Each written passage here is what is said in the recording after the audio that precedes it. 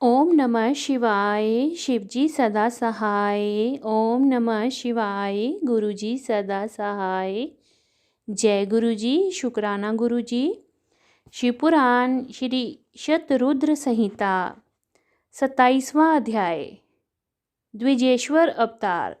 नंदीश्वर बोले, हे तात, भद्रायु राजा जिस पर भगवान शिव ने ऋषभ रूप में कृपा की थी की परीक्षा लेने के लिए ही भगवान शिव ने द्विजेश्वर अवतार धारण किया था।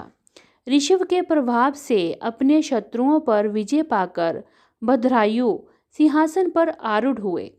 उन्होंने राजा चंद्रांगन की पुत्री सीमंतिनी से विवाह किया। एक समय राजा भद्रायु बसंत ऋतु में अपनी पत्नी सीमंतिनी के साथ वन विहार करने गए। तब भगवान शिव पार्वती उस दंपति की धर्म निष्ठा की परीक्षा लेने हेतु उस वन में पहुँचे।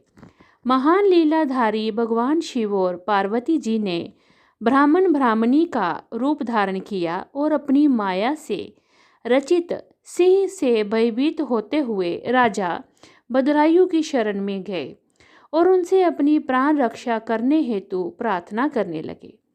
उस ब्राह्मण दंपति की रक्षा हेतु राजा भद्रायु ने तुरंत धनुष बाण उठा लिया और अपने बाणों से उसे घायल करना चाहा, परंतु उस सिंह पर कोई प्रभाव ना पड़ा। उसने झपट कर ब्राह्मणी को पकड़ लिया। वह बहुत चींकी चिल्लाई, परंतु सिंह ब्राह्मणी को बलपूर्वक घसीटता हुआ भाग गया। अपनी पत्नी को सिंह द्वारा ले जाने पर ब्राह्मण बहुत दुखी हुआ और रोने लगा और राजा भद्रायु से बोला, हे राजन, आपके बड़े बड़े आयुध कहाँ हैं? तुम्हारे पराक्रम का क्या फल है? क्या आप जंगली जानवरों के आघातों से भी दुखियों की रक्षा नहीं कर सकते? दीन दुखियों की रक्षा करना राजा का परम धर्म होता है। फिर आपने अपने क्षत्रिय धर्म का पालन क्यों नहीं किया? आपने अपने कुल का धर्म ही नष्ट कर दिया है। जो दुखी और शरणागतों की रक्षा नहीं कर सकता, उसे जीने का कोई अधिकार नहीं है। कृपण, अनाथ और दीन दुखी की रक्षा करने में असमर्थ मनुष्य को जहर खा लेना चाहिए, जहाँ अग्नि में जल जाना चाहिए। उस ब्राह्मण द्वारा कही गई बातें सुनकर राजा भद्रायु को बहुत दुख हुआ। वह अपने दुर्भाग्य को याद करके शोक में डूब गया। उसने सोचा कि आज मेरा सारा पौरुष नष्ट हो गया। आज मैं एक असहाय ब्राह्मणी की रक्षा नहीं कर सका, इसीलिए मुझे घोर पाप लगेगा। मेरे कारण ब्राह्मण भी शोकाकुल हो गया। उसकी स्त्री को भी सिंह ले गया है। पता नहीं उसने उसका क्या किया होगा। मुझे अपने पापों को कम करने के लिए इस ब्राह्मण देवता को प्रसन्न करना होगा। ये सोचकर राजा भद्रायु उस ब्राह्मण के चरणों में गिर पड़े और बोले, हे ब्राह्मण, मुझे क्षमा कर दीजिए। मैं आपकी पत्नी की रक्षा नहीं कर सका। मैं अपना राजपाट सब आपके चरणों में न्योछावर करता हूँ। ये सुनकर वह ब्राह्मण बोला, भला मैं ठहरा भिक्षा मांगने वाला एक ब्राह्मण, मैं तुम्हारे राजपाट का क्या करूँगा? इसलिए यदि तुम वाकई मुझे कुछ देना चाहते हो तो मुझे अपनी पत्नी दान में दे दो। ब्राह्मण की ये बात सुनकर राजा भद्रायु ने कहा, ब्राह्मण, प्राय स्त्री का अपभोग तो महापाप है, उसका प्रायश्चित भी नहीं हो सकता। तब ब्राह्मण ने कहा कि राजन, मैं तो बड़े से बड़े पाप को अपनी तपस्या से पल भर में नष्ट कर सकता हूँ। तब भद्रायु ने सोचा कि मुझे ब्राह्मण को अपनी स्त्री दान करके शीघ्र ही अग्नि में प्रवेश कर जाना चाहिए।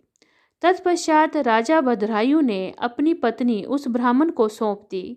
उसके बाद उन्होंने अग्नि प्रज्वलित की और स्नान कर देवताओं को प्रणाम करने के पश्चात उस अग्नि की 3 बार परिक्रमा की।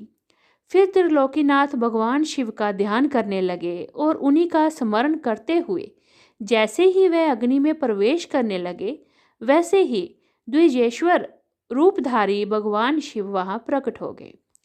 भगवान शिव के 5 मुख, 3 नेत्र, पिनाक और चंद्रकलाधारी सुंदर स्वरूप, जो कि करोड़ों सूर्यों के समान प्रकाशित था, देखकर राजा भद्रायु आनंद मगन हो उठे।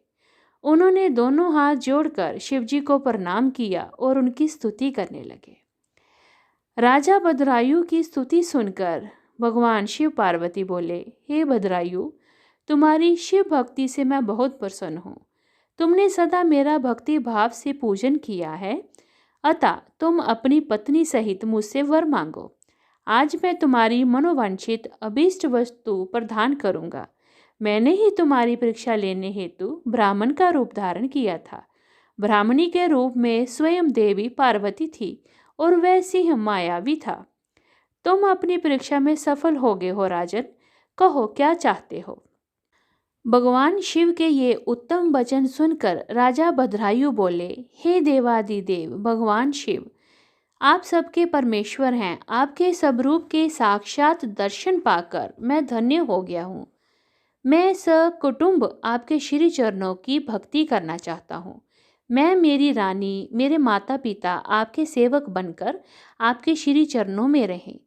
रानी कीर्तिमालिनी ने भी अपने माता पिता के लिए भगवान शिव का लोक मांगा। दोनों को वरदान देकर महादेव जी पार्वती सहित अंतर्ध्यान हो गए।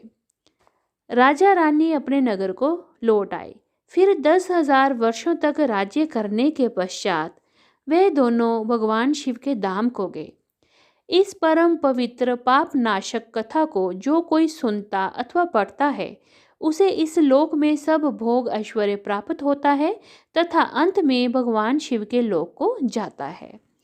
इति श्री 27वां अध्याय समाप्त। ओम नमः शिवाय। शिवजी सदा सहाय। ओम नमः शिवाय। गुरुजी सदा सहाय। जय गुरुजी। अनंतम अनंतम शुक्राना गुरुजी।